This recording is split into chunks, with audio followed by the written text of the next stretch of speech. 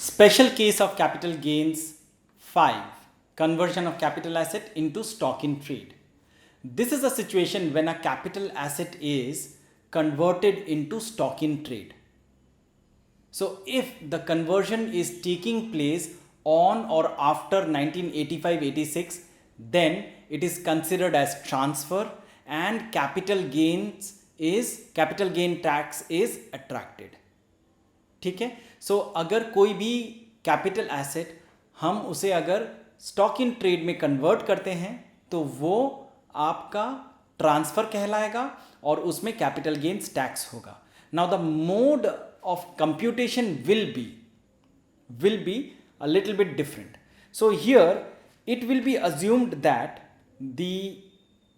that capital asset is transferred in the year in which the conversion is taking place.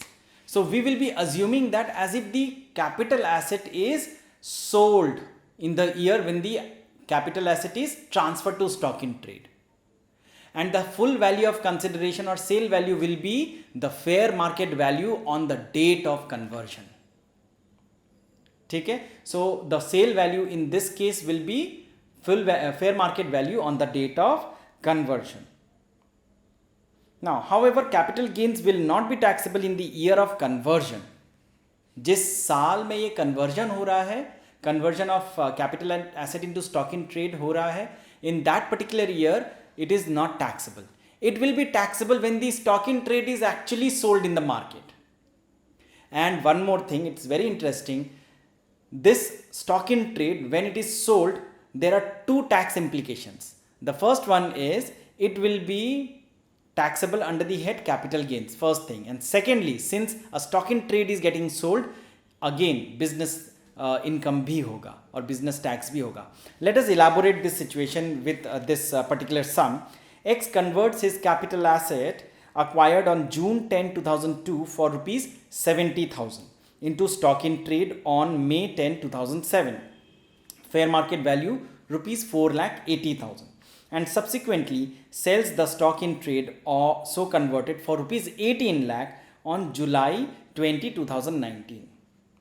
One more thing I forgot to emphasize here is the conversion have to take place on or after 1985-86. So if any conversion is taking place before 1985-86, then it is not taxable under capital gains, right? So if it is taking place after 85-86, then it will be considered under this situation. Now, so यहाँ पे देखिए ये situation क्या है कि X जो है उसने एक एसेट खरीदा था 2002 में, ठीक है, कैपिटल एसेट. June 10, 2002 में he bought that asset for 70,000 and now he converts that asset as stock in trade. कब कन्वर्ट किया? May 10, 2007. Very important date. May 10, 2007 में मिस्टर एक्स ने इस कैपिटल एसेट को कन्वर्ट किया, ठीक है, into stock in trade. Fair market value उस दिन में था आपका 4,80,000, ठीक है.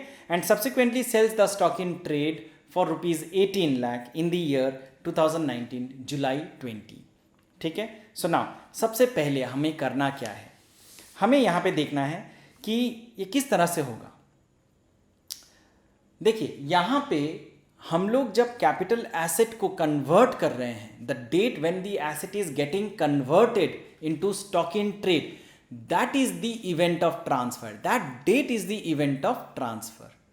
लेकिन इमीडिएटली 2007 में जिस डेट में ये कन्वर्ट हो रहा है उस साल में ये टैक्सेबल नहीं होगा.